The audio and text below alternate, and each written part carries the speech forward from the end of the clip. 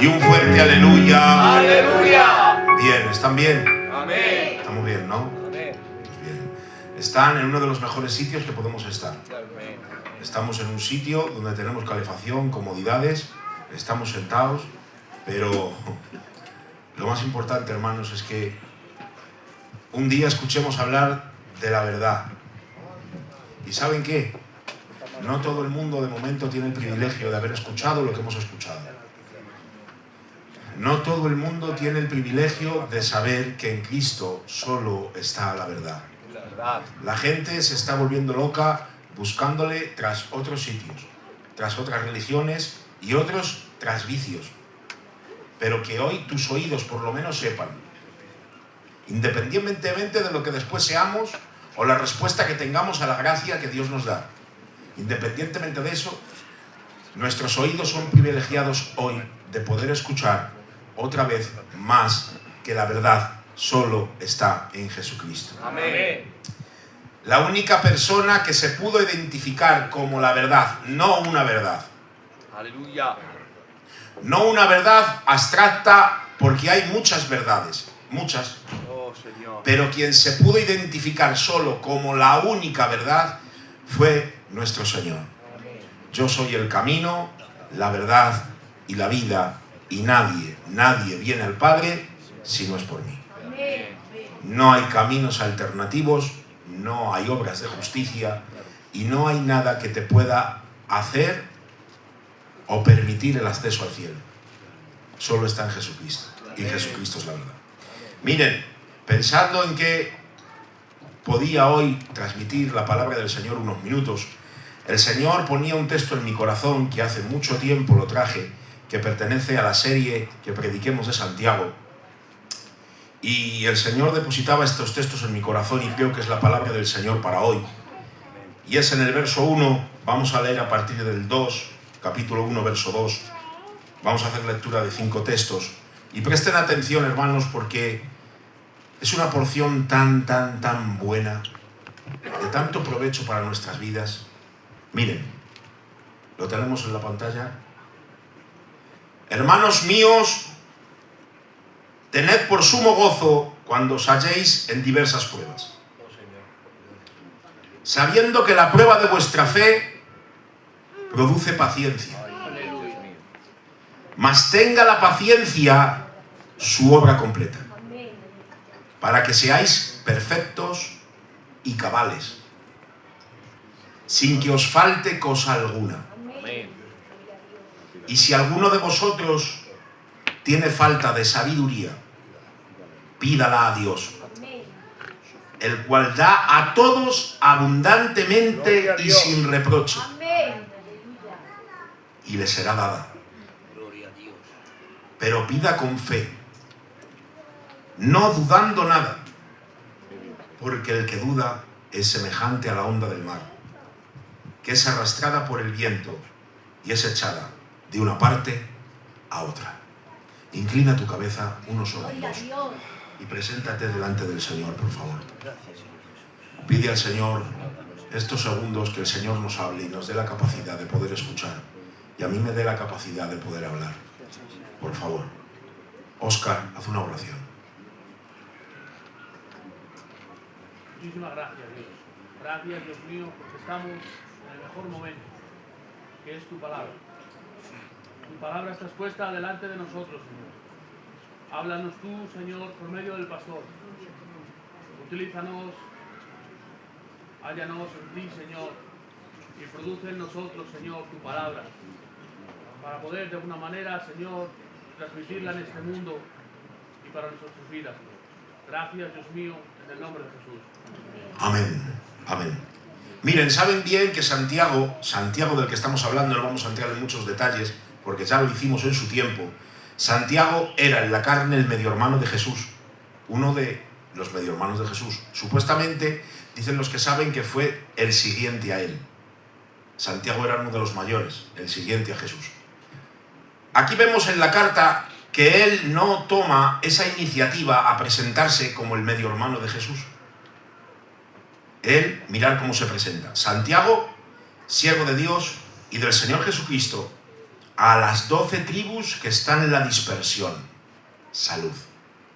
Santiago aquí está tomando los datos precisos para podernos anunciar en qué situación y contexto se encuentra la iglesia en estos momentos. Si hubiese sido yo hubiese echado mano de los lazos sanguíneos.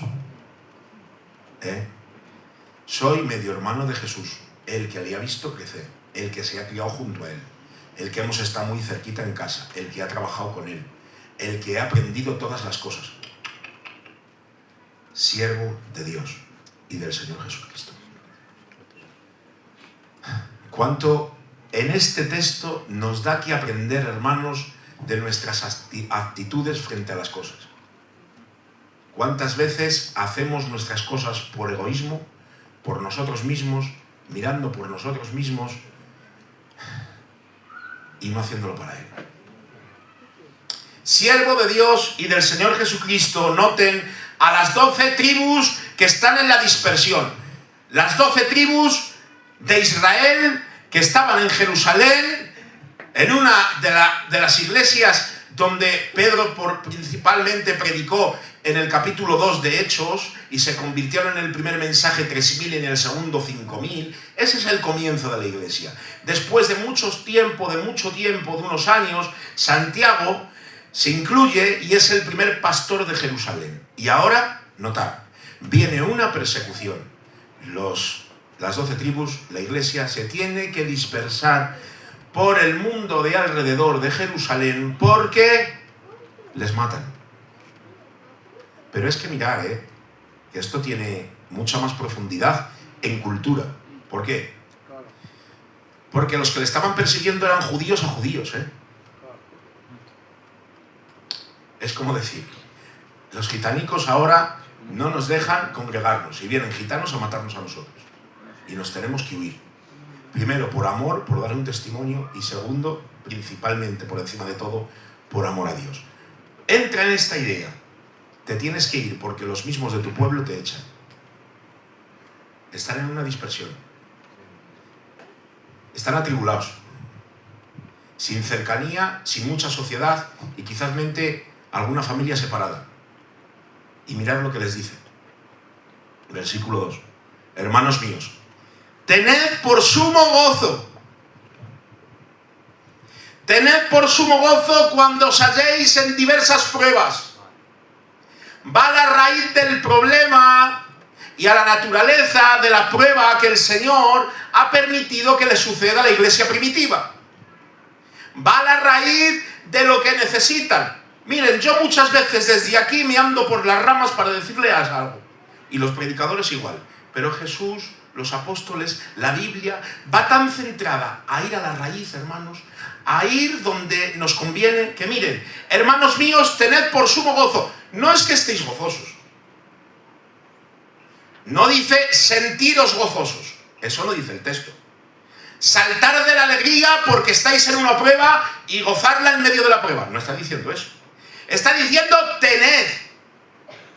Porque os voy a dar los motivos suficientes, os voy a dar las herramientas suficientes para que en medio de esta prueba que estáis atravesando tengáis las herramientas suficientes para poder salir adelante y tener gozo pensando en lo que os voy a decir.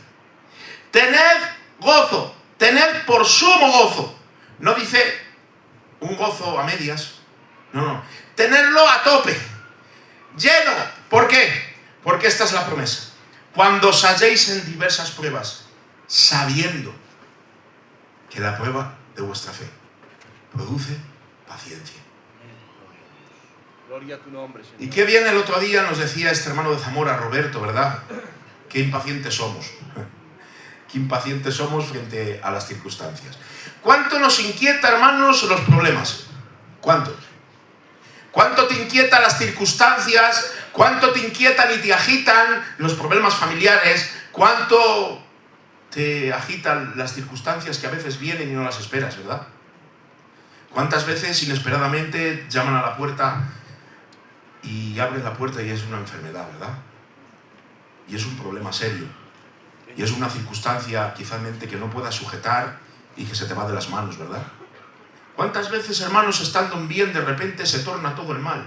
En segundos, en minutos, con una llamada de teléfono, un problema que ha venido a la vida. Y qué impaciencia se pone en nuestro corazón, que se refleja en nuestros actos. Qué impacientes. Vamos a hacer esto, vamos a coger esto, vamos a... Hermanos, la prueba muchas veces, más que producir en nosotros paciencia, produce impaciencia. Pero aquí Santiago lo que está tratando de enseñarles es de decirles: mirad, parad, mirad hacia adelante y ver lo que os estoy diciendo. Que tenéis que tener sumo gozo cuando os halléis en estas diversas pruebas, sabiendo que esta prueba de fe, o sea, Santiago tenía bien claro algo. La prueba de fe que había sobrevenido a la iglesia primitiva no había sido un producto de la casualidad.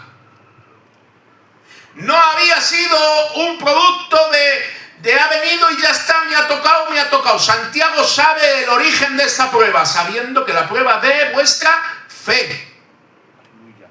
Entonces, si es una prueba de fe, el único que puede probar la fe se llama Dios. Amén. Y tengo un anuncio que darte. Tu fe va a ser probada. Tu fe va a ser probada. Dios prueba. Dios no tienta. ¿Qué diferencia hay entre prueba y tentación? La diferencia entre prueba y tentación es la siguiente. Dios prueba nuestra fe para sacar de nuestra fe la imagen de Cristo, pero Dios no tienta, incitándote a pecar. El responsable de nuestros pecados somos nosotros mismos. Dios no incita a pecar a nadie. Ni Él incita a pecar, ni Él puede pecar. Amén. Dios es impecable, intachable. ¡Aleluya! Es blanco como la nieve y es luz inaccesible, hermanos. Él es luz. En Él no hay ninguna oscuridad. El único que hay oscuridad es en mí y en ti. Y escúchame, la prueba que te está sobreviniendo ahora dará a luz la fe que tienes.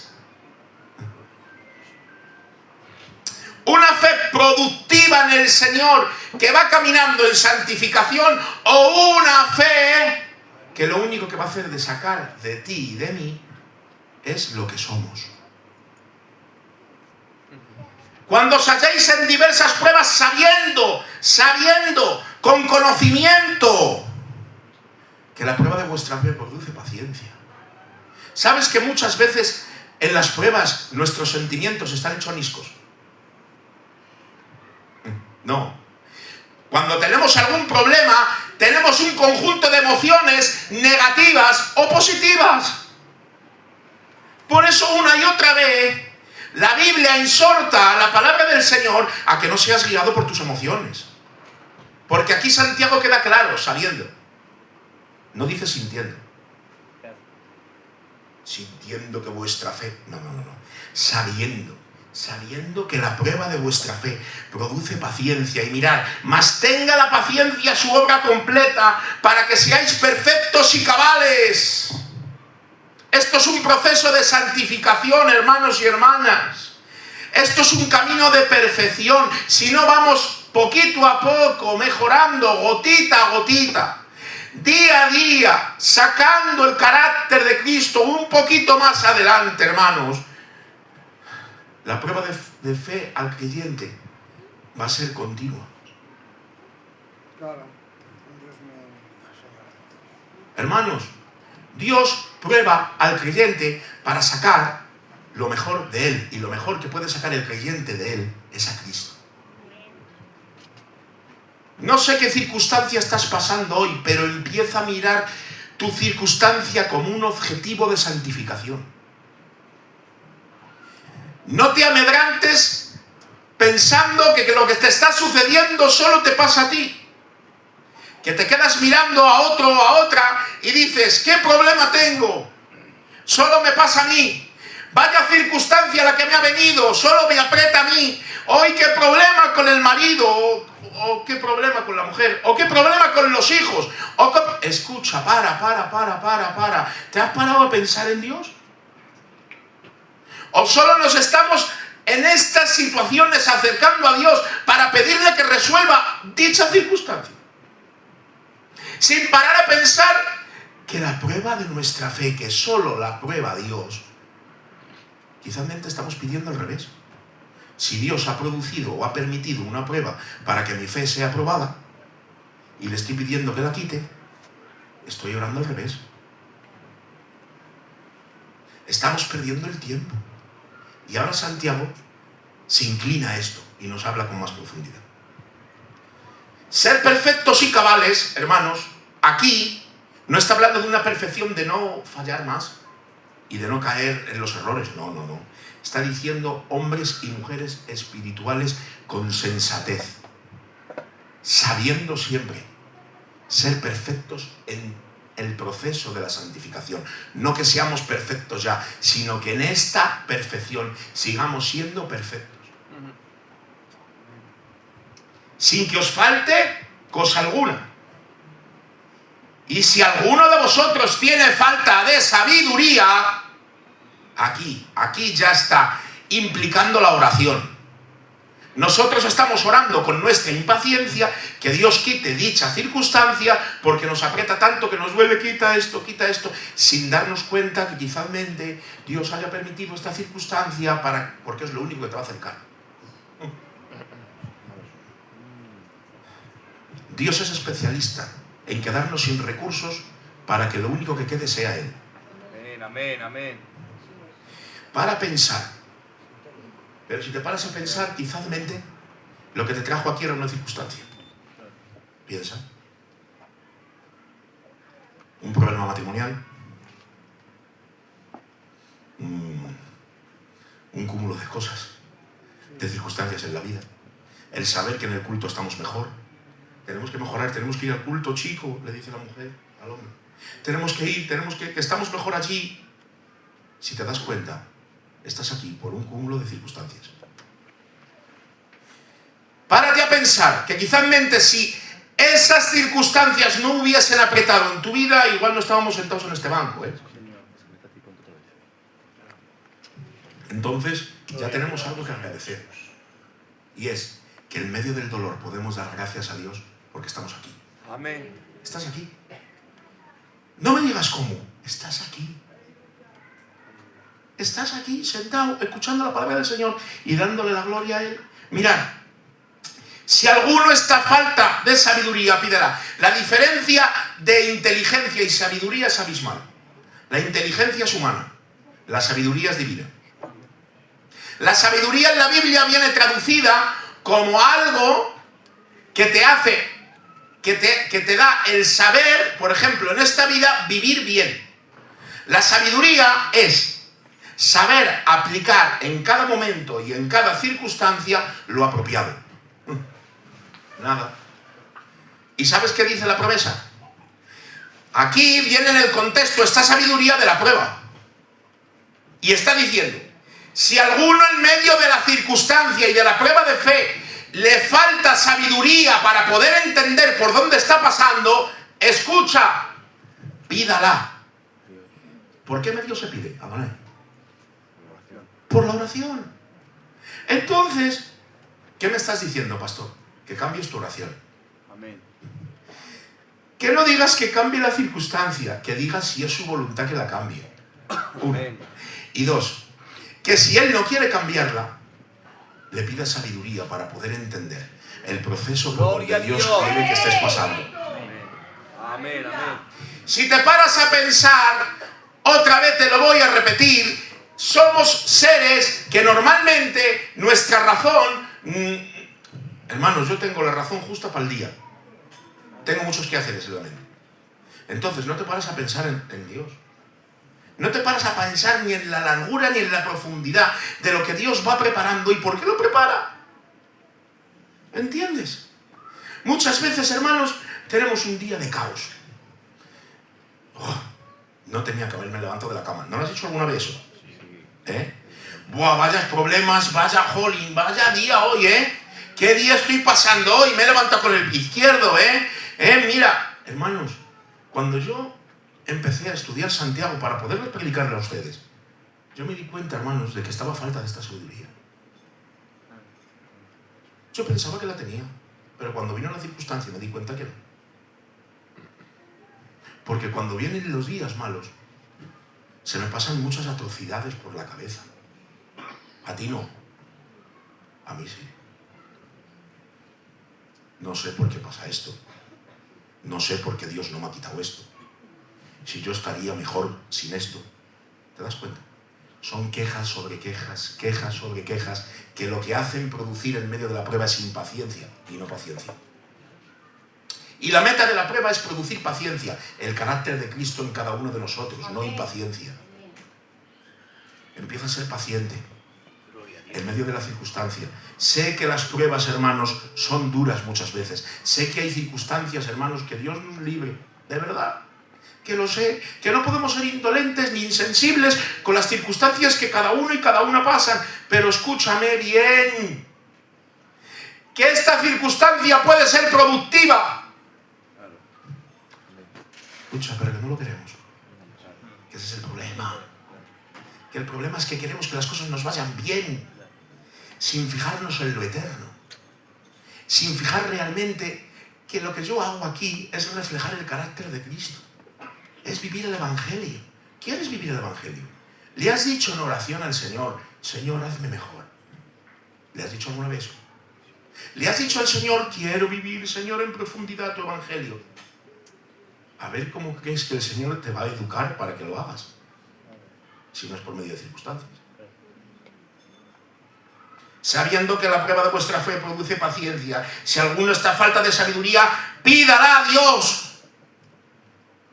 Estás a falta de entender por dónde estás pasando, enciérrate en tu cuarto y comienza a pedirle a Dios, porque Él dice que te la da y te dé mucha, y te la dará sin reproche. Amén, amén. El problema está en que queremos otro tipo de sabidurías, pero no esta. Porque esta es la capacidad de saber vivir bien en medio de la prueba. Saber vivir bien. O sea, vivir gozoso, vivir en paz. ¿Saben por qué? Porque me he creído el Evangelio. Porque me he creído lo que Cristo ha dicho. Porque sé que esto es temporal. Porque sé que las circunstancias son caducas, que tienen fecha de caducidad. Porque sé que la imagen de Cristo va a florecer en mí. Que la paz, el gozo, la mansedumbre, la templanza va a surgir. Y es el único medio que Dios utiliza. Empieza a ver tu circunstancia como productiva. Cambia tu oración y empieza a pedir sabiduría. Pide sabiduría en medio de la prueba pidiendo a Dios, Señor, dame sabiduría. Dame tu espíritu sin medida. Convierte mi corazón a ti. Cambia mi vida de una vez. Enséñame a vivirte. Eso es profundo, ¿eh? Que Dios nos enseñe a vivirle es profundo. ¿Quieres vivirle? No me respondas. Empieza a ver tu circunstancia como algo productivo. Dios no es alguien jactancioso que te meta en medio de la prueba porque Él necesita verte como sufres. A Dios no le gusta verte sufrir. Lo que Dios sabe que es el único medio que te va a hacer que florezca la imagen de su Hijo. Amén. Voy a acabar ya. Dios mío, Señor. Y si vosotros tienes falta de sabiduría, pídala a Dios, pero pida con fe, no dudando. ¿Sabes qué está queriendo decir Santiago aquí? ¿Sabes lo que te hace dudar en medio de la prueba? La queja. La queja es la que te hace dudar. Es la que me hace dudar. ¿Por qué esto? ¿Por qué aquello? ¿Por qué? ¿Por qué? ¿Por qué? ¿Por qué? Eso es lo que te hace dudar de lo que Dios está haciendo en cada uno de nosotros. Por eso dice, pídala con fe, no dudando. Porque la duda es semejante a la onda del mar. O sea, nuestro ser va a ser movido como una ola en el mar que se mueve para un lado y para otro. Hoy estás aquí, mañana por los suelos, pasado por el techo y otra vez escondido. Si quieres tener un carácter firme, paciente, gozoso, lleno de paz. La solución está en empezar a ver con sabiduría que Dios tiene un proyecto, un propósito, y es la santificación de cada uno de los que estamos aquí. Amén. Amén. Mirad, yo no soy de contar experiencias. Una, porque no he tenido muchas. Pero el otro día, con mi mujer, pues me pasó algo que me impulsa a contarla para la gloria de Dios, hermanos. No para nada más. Y porque no fue mística, tan mística, ¿no? El otro día estuvimos en Madrid y me llevé un coche que tengo, porque se me ha roto uno que tenía un poquito mejor, que todavía está en el taller. Le he llevado a un taller, hemos dado con la avería, hemos llevado la pieza, y cuando he llevado la pieza, al amigo del taller le ha dado un infarto. Y tengo el cacho coche que se cae a cachos, y le digo, bueno, pues para tener menos gastos a mi mujer, digo, nos llevamos este coche. Nos hemos llevado este coche y nos ha quedado tirados. Nos ha quedado en medio de Madrid. Hemos llegado al empleo, hemos empleado. Pero hermanos, miren, cuando hemos empleado, después de que ha llovido mucho, que estamos calados, nos hemos metido en el bar a comer, hemos metido el género como hemos podido, pasando un día que nadie quiere pasar.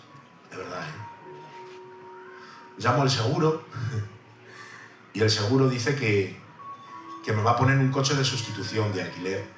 Y digo, bueno, pues bien, pues así meto mi genérico y me voy para mi casa. Viene a buscarme un taxi para ir a la estación de Atocha, que es donde se alquilan los coches, y cuando viene el del taxi y me ve el género, se va de lado.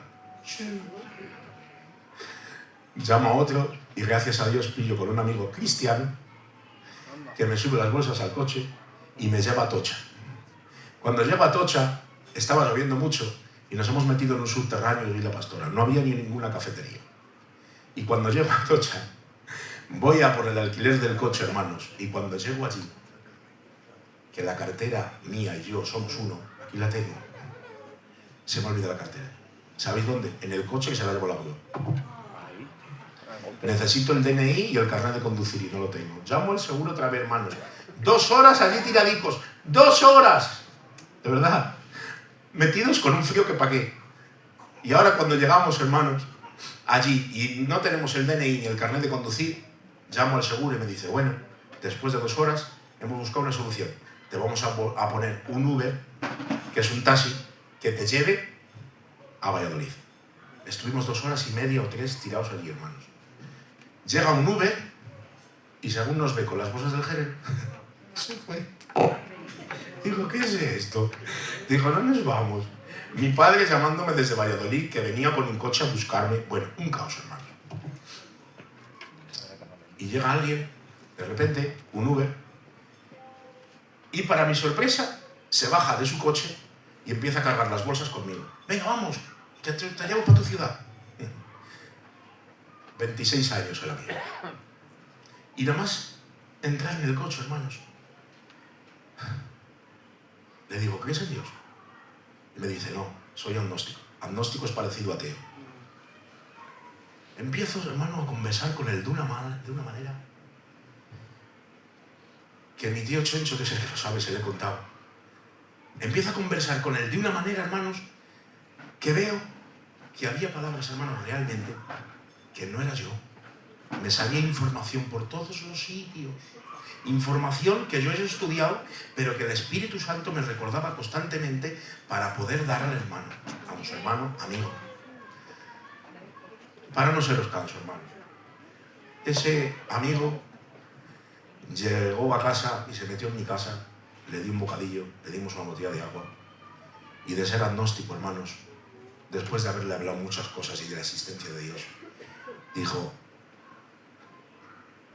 qué realidad, que se han pasado 2 Uber y que estés aquí y que tenga que ser yo quien te lleve habiendo miles de Uber para que tú estés 2 horas y media hablándome y cambiándome la mentalidad.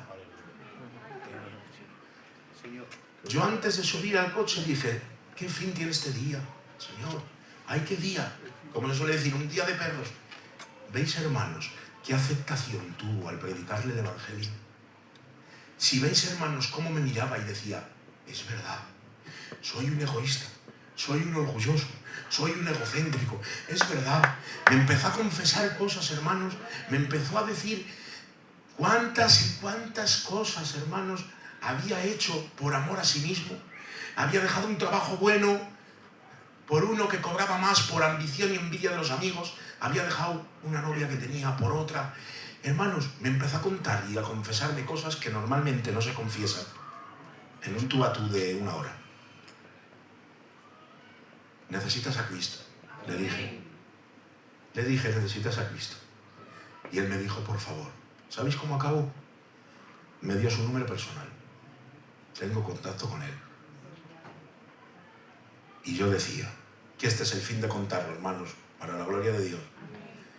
Yo decía, en medio de una circunstancia, lo normal es que me hubiera subido al coche arrebatado,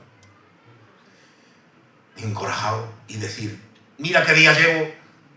Hermanos, el Señor me dio la gracia y la capacidad de, en medio de esa circunstancia, llevar a cabo su día, el plan divino que Dios había diseñado. No nos paramos a pensar, hermanos, en medio de las circunstancias, cuál es lo que Dios está proyectando. Párate a pensar, párate a meditar, hermanos. Hermanos, no lo sé si este amigo realmente será salvo o no. No lo sé si Dios le habrá otorgado la salvación o no. No lo sé. Yo no te puedo decir, fue salvo, hermano, salió llorando. Yo no te garantizo eso. Yo te garantizo que un hombre que decía que no creía en la existencia de Dios, pudo decir, creo. Dios existe, es verdad, es lógico. Hermanos, por las circunstancias que estás pasando, tiene un propósito. El problema por donde estás pasando tiene un propósito, y es acercarte. Lo único que necesitas en tu problema con P minúscula es resolver tu problema de P mayúscula. ¿Y por qué P minúscula y minúscula? ¿Qué estás queriendo decir? Estoy queriendo decir que todas tus circunstancias son problemas de P minúscula. Problema de P minúscula. El verdadero problema de P mayúscula es tu pecado, es tu lejanía. Amén. La circunstancia, por mucha circunstancia que sea, no es problema. El verdadero problema, créeme, el verdadero problema con P mayúscula que tenemos es nuestro pecado. Te separa de Dios. Voy a acabar como solemos acabar. Hoy es día de salvación. Dios ha proyectado todos estos días para que estés sentado aquí. No es casualidad que estés escuchando lo que te estoy diciendo. Hoy, por favor, abre tus oídos y ve esto con fe y empieza a mirar arriba. No te estoy diciendo que busques a Dios por las emociones, no te estoy diciendo eso. Te estoy diciendo que empieces a sensibilizarte y a ver que Dios tiene un plan, y el plan es salvarte. Dios tiene un plan y el plan es santificarte. Por favor, tienes un problema mayor que tus problemas. Tengo un problema mayor que mis problemas, y es tu pecado. Si resolviéramos el problema de P mayúscula, nuestro pecado, ¿cuántos problemas nos evitaríamos? ¿Cuántas circunstancias nos quitaríamos? Por eso, tu mayor problema eres tú, es tu pecado, es tu lejanía con Dios. Así que, acabo, hermanos, inclina tu cabeza y por favor, dale gracias a Dios. Otro día más, otro día más. Que Dios con sabiduría nos permita ver la circunstancia como algo que produce y no como algo negativo.